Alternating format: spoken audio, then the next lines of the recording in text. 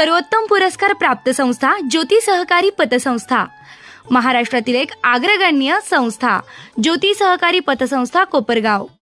कोपरगाव शहरात घरफोडीची घटना घडली असून चोरट्यांनी घराचा दरवाजाचा कडी कोंडा तोडून 9,70,000 रुपयांचे सोने चांदीच्या दागिन्यांसह रोकड लंपास केले आहे। सदर घरफोडीनं शहरात एकच खळबळ उडाली आहे।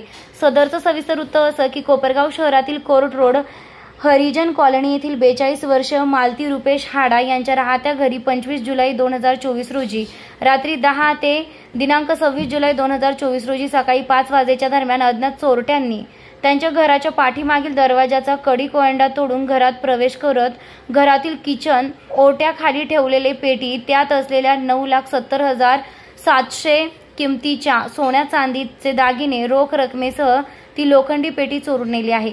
घरात चोरी झाल्याची गोष्ट लक्षात येताच मालती रुपेश हाडा यांनी शहर पोलीस ठाण्यात चोरी झाल्याची तक्रार दाखल केली आहे। शहर पोलिसांनी घटनास्थळी धाव घेत घराचा पंचनामा केला आहे।